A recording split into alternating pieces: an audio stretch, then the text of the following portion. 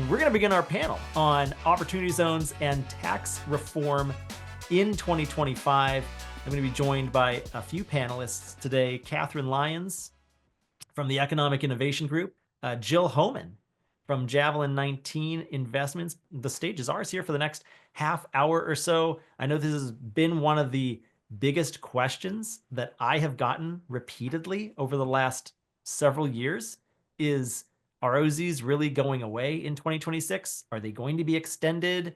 What's going on with legislation? I get that question weekly, if not daily, from my different followers via email or on our YouTube channel or here on our many OZ Pitch Day events that we've held over the years. So in case you've been living under a rock, we had some major news last week. President Trump has been reelected to a second presidential term. And just yesterday, the New York Times called the House of Representatives officially for the Republican Party, and the Senate was called on election night for the Republicans. So it's a Republican sweep, which, you know, regardless of what your politics may be, it is without a doubt the most favorable outcome for the purposes of opportunity zones getting extended and renewed. President Trump's been very vocally supportive of opportunity zones over the past 7 years, really, since they were enacted as part of his Tax Cuts and Jobs Act in 2017. So I'm pleased to be joined on this panel today by Catherine Lyons of the Economic Innovation Group, Jill Homan of Javelin 19 Investments. Catherine, turning to you first, just hello, welcome. Nice to see you here today. Thanks so much. Appreciate you having me. It's nice to be here. Absolutely. And Jill, quick mic check on you. Great to see you here as well. Thanks for joining. Great. Good to be with you, Jimmy. I'm always a big fan. So you've been at day zero with the start of Opportunity Zones, and Catherine and her team are really doing awesome work on the Hill and advocacy and ensuring an Opportunity Zone 2.0. So appreciate the work they're doing. Absolutely. So, and we're still waiting on Shay Hawkins, should be joining us shortly. He's known to just kind of crash into these things a few minutes late sometimes, so that's just fine. We'll go ahead and get started without him. But Catherine, turning to you, I wanted to just get your take and analysis of the election outcome and why the industry thinks that this is the most favorable outcome for opportunity zones going forward. Yeah, sure. So even more broadly than opportunity zones, the 2025 has been a year that a lot of folks in the tax policy industry have been looking toward, because many of the provisions in the Tax Cuts and Jobs Act, which was the tax reform bill that was passed at the end of 2017, that opportunity zones was included in, many of those provisions are expiring in 2025. And so it was a topic on the campaign trail, and certainly has been top of mind for the tax writing committees in Congress, that this year was going to be a pivotal one, no matter the outcome of the election, really, for dealing with the renewal or extension or just kind of relitigation of the Tax Cuts and Jobs Act. So even though opportunity zones doesn't expire, or that it's the end date for investment and deferral is 2026, because it's part of Tax Cuts and Jobs Act, and there likely won't be another tax vehicle or opportunity to sort of readdress this by 2026. It's very much part of this conversation, and the Super Bowl of tax, which is being referred to as it's being referred to on the Hill. And so this was always going to be a pivotal year regardless, but certainly with the outcome of the election, I think we have a clearer sense now on how this will be potentially addressed. And so with a Republican sweep in both chambers of Congress and the presidency, they are more free to pursue a reconciliation bill to address Tax Cuts and Jobs Act and do it through that avenue, versus having to deal with a divided government, and a different process that would require. So reconciliation essentially means that you can pass it on pass a bill on a simple majority, but there are some limitations with what can be included in a reconciliation bill, namely that everything has to be very much germane to the budget and have a revenue kind of implication. And so, of course, the majority of the OZ policy certainly does. That's how it was and why it was passed in reconciliation the first time. But there are certain things like reporting requirements, for example, which is something we care very much about and has deep bipartisan support. That isn't exactly germane to the budget, and why those were taken out in the process the first time around. So some interesting kind of dynamics here, but I think people are generally seeing a lot of opportunity and excitement around what's the future of opportunity zones given the outcome of the election, because there is a clear path forward via this reconciliation tool that I think leads to some interesting opportunities. Yeah, great explainer there. Thanks for going into detail on what budget reconciliation means and its implications. It's a very arcane process, so it is. But our audience should know, we're not expecting you to know what the heck budget reconciliation is. I certainly didn't have any idea what it was when I first started learning about opportunity zones. I've since kind of accidentally learned a little bit about it. Don't know nearly as much as Catherine, I'm sure, but I know a little bit about it, enough to be dangerous. But this was the process under which Trump's signature tax cuts policy, the 2017 Tax Cuts and Jobs Act, was also passed. That larger bill, 186-page document, if you download the PDF from congress.gov, 6 pages of which are the opportunity zones provision. So a little less than 3% of the total tax legislation deals with opportunity zones, at least by word count. So within tax legislation and tax reform, the Super Bowl of tax, as you mentioned a moment ago, Catherine, opportunity zones are part of it, but they're a relatively minor part in the grand scheme of things, although they feel major to us and everybody in this room on this Zoom call today. Jill, I want to turn to you and just, I want to talk about OZ 1.5, the extension, OZ 2.0, the renewal, timing, likelihood, how it may all unfold in a few minutes here. But first, Jill, just from you, before we dive into the weeds too much, just give us your overall take on the outcome of the election and what you're hoping may transpire at a high level for opportunity zones and tax legislation more broadly in 2025, and maybe a bit about your role within the industry also. So I've really started working in opportunity zones when it originally passed back in first part of 2018. And so I've been politically engaged and also have a real estate investment background. So I've been working in the real estate investment industry for 20 years. So what I describe is functionally, I'm doing the same thing as I've always done, which is invest in emerging and growing communities. And now these happen to be designated opportunity zones. And so I've taken a very, active and role in promoting what I think is great public policy. And so produce a weekly newsletter, really talking about the stories of opportunity zones, which oftentimes get missed sometimes in the news articles. When things get political, people, don't learn about the day-to-day stories. To answer, and so what I do is I'm a partner with Pinnacle Partners.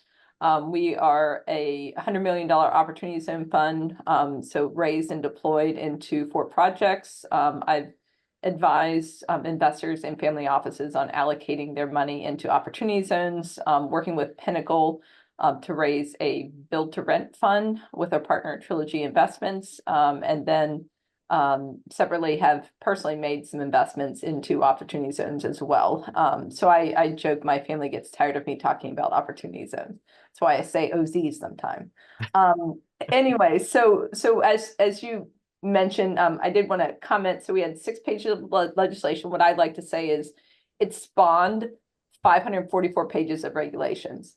And so I think how I think about this is we have a conversation about policy. So what does Opportunity Zones 2.0 look like for policy? And I'm going to kind of step through this just a little bit, but what I would suggest is this has been a phenomenal economic development, place-based economic development tool. And it has attracted $84 billion in equity investment into these communities using the government's own numbers, joint committee on tax. And so when we think about how can we improve opportunity zones, and what are the opportunities for opportunity zones, what I would suggest is, we think about perhaps areas that need to be addressed, and we're having a national conversation on affordable housing. And I think, maybe there's opportunities to help OZs kind of fit neater to help us work on affordable housing challenges. Same thing in rural communities. There was Catherine can speak to this, but there was a rural OZ bill that was introduced. But maybe there's an opportunity to address that in targeting rural communities. And also small businesses. And so the overwhelming majority of investment has taken place in real estate. And it's really for, in my view, the pure fact that real estate by definition is place-based. This is a place-based economic development tool. When you have a business that's not real estate, you have tangible property moving all over. And it's really, it becomes challenging to try to make your business fit with this tool. And then if you're a small business, it becomes challenging, paying these fantastic service providers, their market rate. And in order to, as a small business, trying to make it fit, trying to comply with the terms. And so it becomes a difficult tool for small businesses. And so I think there's an opportunity to address these issues in a 2.0. In a way that's, accretive and moving forward with a, 2.0 to expand access on the locations, expand access on the type of people that can invest in OZs. And so, what my view is, let's take something that's a promising and an excellent policy, 84 billion in equity investments, and let's see if we can make it fit and to these problem spots that we've addressed over the last 5 years. And then I think beyond that, we have what I think are some technical areas that need to be fixed. And this is really this gets kind of down all the rabbit holes that, Jimmy, you talk about, all the letters to the IRS that folks, tax attorneys and accountants write. But that has to do with all the 544 pages of regulations when you're grafting partnership tax law in with OZs, and it starts with an OZ investment has a zero basis, and then it kind of goes from there. And so I think what we need to do is really make these technical fixes as well. And maybe that's in the regulatory process, maybe that is part legislatively, but there's some technical things that need to be updated. And then what I would also suggest is we also are at a really interesting time as well for executive orders. And if you recall, when OZs first passed, President Trump issued an executive order pertaining to opportunity zones where he focused the federal government on how to on really aligning all the agencies that have a place-based program to prioritize opportunity zones. And that made a lot of sense because governors themselves said these are our highest priority areas of where we want investment. And then the president said, okay, well, let me align these agencies to try to help spur the investment in these areas with programs that are existing. And so I thought it was brilliant. And I think maybe there's opportunities within the executive order process that can happen faster so that we can take something that's already existing and again, amplify it.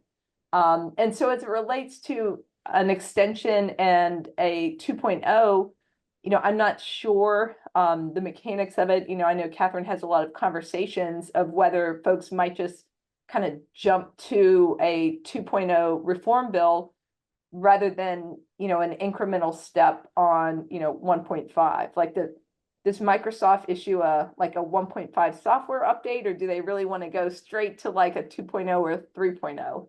And so I think, Catherine maybe can speak to some of the mechanics of what folks are thinking about in tax reform. I would love that. Yeah, I'll just interject briefly here just to clarify for anybody who's not familiar with the lingo that we're using. When we talk about an OZ 1.5, we're talking about extension, and the current legislation that's on the table, at least at this moment in the current session of the House of Representatives, is the Opportunity Zones Transparency Extension and Improvement Act, which would do a lot of things, but one of the main things it would do is it would bump out that deferral date from 2026 to 2028. So basically give the entire current program an extra 2 additional years of runway. That's OZ 1.5 extension. We also are talking about right now possible OZ legislation that would renew opportunity zones and essentially allow for new designations of new census tracts according to the 2020 map as opportunity zones, and give the program another a whole nother program, essentially a reformed, modernized opportunity zones, which would look very much the same as this current program, but with some modifications made to it. We mentioned an increased focus on rural and on affordable housing, and that could potentially run from, I don't know, maybe 2027 through 2035. I'm just kind of throwing that date range out there. Maybe Catherine could push back on that. But Catherine, let me turn to you now. I want you to answer Jill's question. Do we even need the 1.5, or should we just go straight to 2.0? Or how do you view these two different ideas, and how should investors be viewing them as well? And by the way, if you have any questions for us, please do use the chat or the Q&A. We'll save some time for questions here in a few minutes. Yeah, sure. I mean, I think the OC's 1.5 and the OSTIA, which is the sort of, it doesn't exactly roll off the tongue, but the acronym that we use for the improvement legislation that Jimmy was just mentioning, it definitely represents an important, set of meaningful improvements to the policy, to this first iteration of the policy. And it has bipartisan support, which I think is important and notable. I think that still, if that is what gets done, that's a big win. It would definitely, in addition to extending the policy, it would establish reporting requirements. It would, allow for feeder funds and fund of funds investments, which would very much help smaller rural communities. It would kind of clean up the map a little bit. So it would do some important things. But again, kind of given the political environment right now and the reconciliation bill that's on the horizon, I think there is also there's an opportunity to take some of those ideas and potentially apply them in a way to the next iteration of the policy toward a 2.0, and to really think a little bit more broadly here.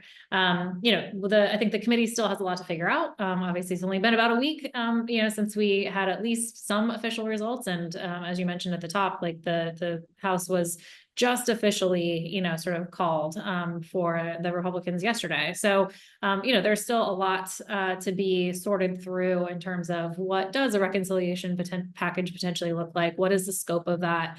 How will it score? I mean, that's going to be a really important aspect of all of this, for OZs, but much more broadly, for the entirety of this package coming together. Nobody likes talking about how much this stuff is going to cost. Yeah, exactly. But it's a really critical question, and it takes some time to figure all of that out and decide, kind of where the lines should be drawn. So, there's still a lot to figure out, but all at the same time, a very much a sense of urgency.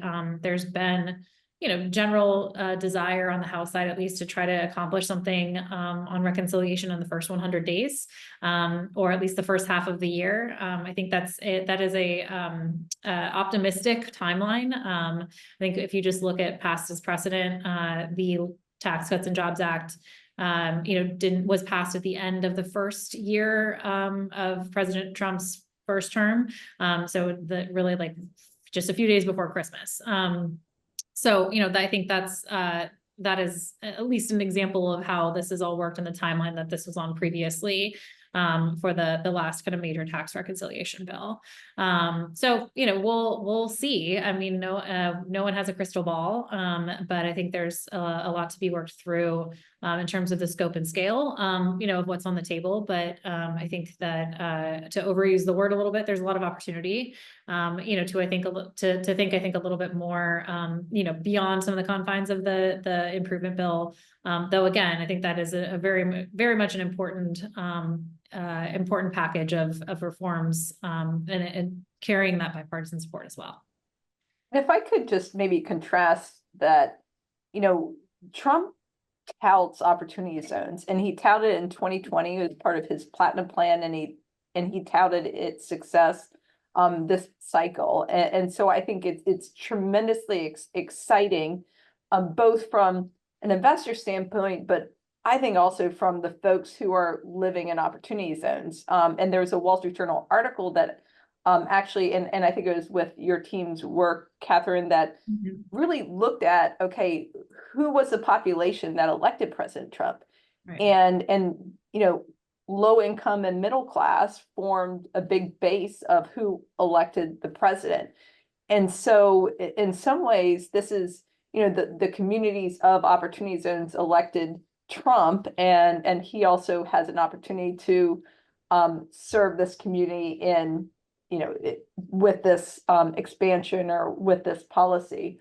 The other point I would also make, in terms of just scoring, it's very convoluted when, we talk about 84 billion in equity investment going to a community, but we're talking about it being a cost, because that's money the government didn't spend, but that's like government backwards math for you, is that you have like, unrealized capital gains, but that, again, that, it's government does this kind of backwards math. And so that's some of the gyrations that Catherine lives every day in, trying to advocate for good economic policy when you're dealing with, this kind of backwards government math and how they score these. And I think just one other kind of going back to the point, I was at an America First Policy Institute event in Atlanta, and, again, saw firsthand having these conversations with folks that were small business owners and who really wanted to use opportunity zones, but were just having trouble utilizing this tax incentive. And so I think that's something that, we should all have top of mind as we're, both solving the technical fixes, we're thinking about an extension, but I think also what I keep in mind is, the folks that, don't have the budget to hire the best in class accounting and law firms to make it work for them. How can we think about making it work for these folks as well? And I think if we can unlock that, I think that would be tremendously exciting. So I'm very optimistic about what this all means. And folks like Catherine have a ton of work, because this is, one policy, 6 pages of a big bill, and everything kind of how it all fits, how it all scores, and is what is happening real time.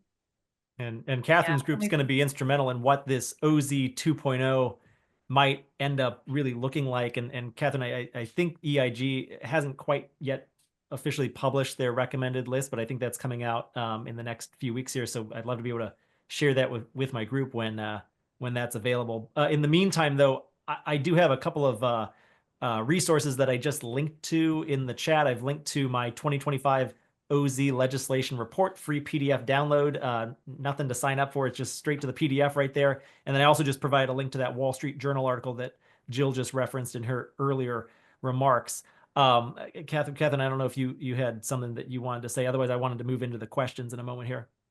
Yeah, no, I think like just in general, as we're looking at, what's next for OZs. I mean, I think Jill, you had made some really good points about, what we're all hoping kind of the next iteration of the policy, whatever form that takes, will accomplish. And I think, the general principle here is we're trying to get it, to as close to what Congress always intended for this, and really to sort of manifest that. And, a lot of that includes more investment in operating businesses, for example. I mean, that was always an intent of the champions, remains an intent of the champions, but has been hard to accomplish because of the regulations and various other things. Like, those are the types of things that I think there's some real opportunity here, to think about how we can facilitate more of those types of investments and really get toward the realization of what Congress always hoped for with this. I think we are off to an incredible start. And we've already seen a real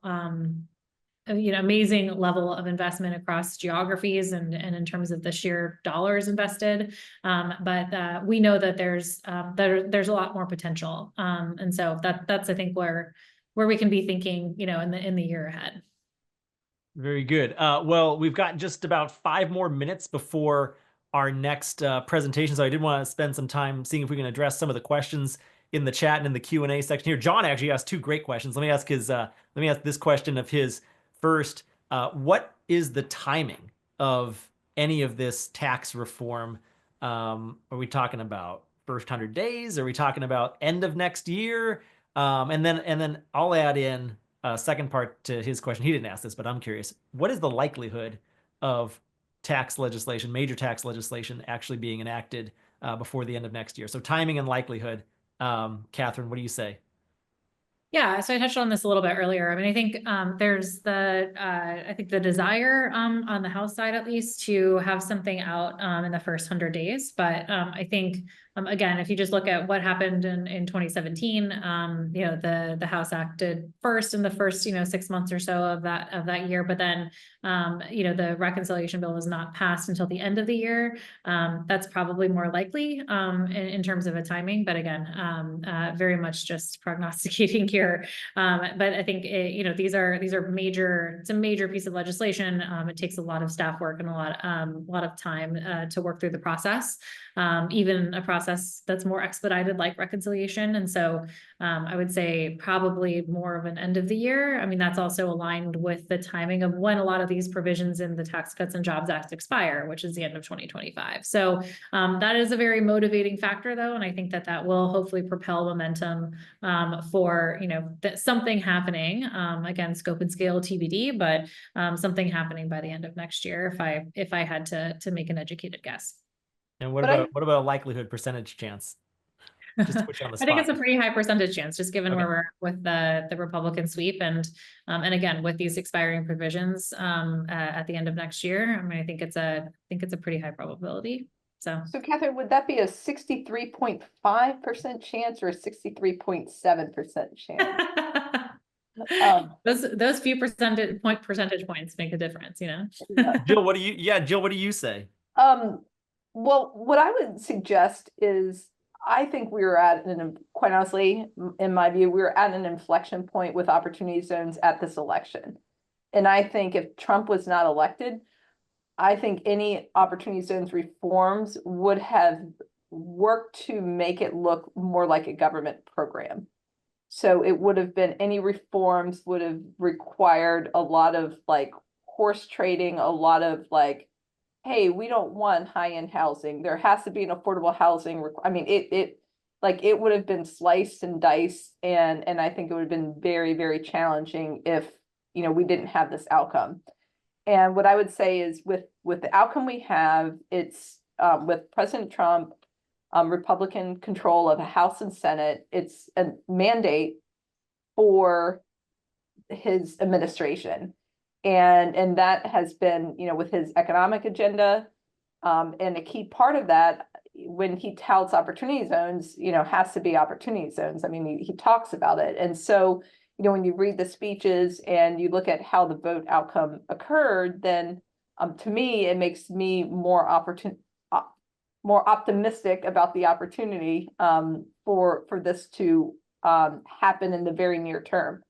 My concern is, on the investment side, is the closer we get into 2025, the more challenging it's going to be for the funds. Because if you're a institutional fund and you're raising outside capital, you really need to have line of sight into your investors, your ability to raise that money, and also your ability to deploy those funds. And so the closer you get into the end of 25, I just think it's just going to be challenging for institutions to fully go out and say, we're going to be raising an opportunity zone fund. And so with that, I see, if nothing happens in 25, I see the opportunity, the funds in 26 will really be what you call captive funds or individual investors maybe doing their own deals. And I would see as you get more into 25, fewer and fewer and fewer funds using this tax incentive because of that challenge. And so my concern with it is the longer we wait, it's almost like, then even if you pass it, then you got to kind of turn the ship around. And now these funds need to come back into the market. And it's not something to start a fund. It takes many months of just, work and compliance and, and this is on the institutional side. And even on the non-institutional side, even if, in the best case scenario, more small businesses are getting involved, there's a significant component of technical assistance and, really helping folks kind of ramp back up. And as we know, when we went from it being passed in the end of 27 until it was, the final regs at the end of 2019, and then we had the pandemic, but that was, 2 years. And so my hope is that we can do something in the near term, because the longer it kind of, goes into 25 and heading into 26, there's, I think, some momentum challenges with it getting going again. And even if there's a fantastic OZ 2.0, we still would be going through that regulatory period. And how does that kind of fit in with the current timing that we have? So those are my, I'm very optimistic, but I sure hope something happens sooner rather than later because of these challenges that, that we have. And hopefully it's a smoother process the second time around, since we've all done this before. We just have maybe 2 more minutes left. I did want to get to a 1 or 2 more questions here, but we'll have to have very brief answers. Sal, by the way, chimes in and says, Catherine, thanks for your tireless work at EIG. You are an OZ OG, he says. Thanks, Sal. and he also asks, how can we help? What should we be pushing our congressional reps for 1.5 or a full redo on an OZ bill? Very briefly, anything we can do? Yeah, I mean, I think the answer to this, I think, really remains the same over the years that I have masked this. It's really to continue the education of what you all are doing with opportunity zones, specifically in the districts, and sharing that with your members of Congress. Where you're active, especially. There's a lot of education that still needs to be accomplished. And any new Congress, there's a lot of new members coming in, there's a lot of new staff coming in, and turnover is just a natural occurrence. But also the percentage of people who were there for the Tax Cuts and Jobs Act just 7 years ago, I think it was, or 8 years ago, it's shockingly low. And so there is a lot of education that is required in the tax space on OZs in particular. And it's always very, very helpful for them to hear directly from practitioners, especially those active in their districts or their states, on what they're doing, how this is having an impact on communities, and what they would really need to see more of. And I think in this case, I think, Jill, you make a really good point. Certainty, clarity, those are all things that would be very helpful, as we're looking to the next year. And then last question, I'll let Jill take this one from John here. Is there a risk making an OZ investment this year in 2024? Should I wait until 2025 to get more clarity on the program, or will the provisions be retroactive to prior investments? Some concern about, well, should I just wait or should I go in now? What does it matter? I would, again, preface it with it needs to be a good investment, properly structured, like all the caveats, but I would absolutely make the investment now, because it's, what are your knowns, you know what opportunity zones looks like now. If you have an investment now, if you have a capital gain now, I would make this investment now. There's no reason to wait. And I would just wish John much success so that he can generate another capital gain and, hopefully participate with a 2.0. And then I would just underscore Catherine's point, highlight it, underscore, contact your elected officials, contact your U.S. Senator, your congressman, tell them that you're doing an opportunity zone project, either you're doing it or you made an investment, and share the size of the project, where it is, how many jobs you created, like very, very specific with what you did, and let them know, happy to have you visit. But it's as simple as that. Like, this is what I've done and it's great. Like what I did and it's great.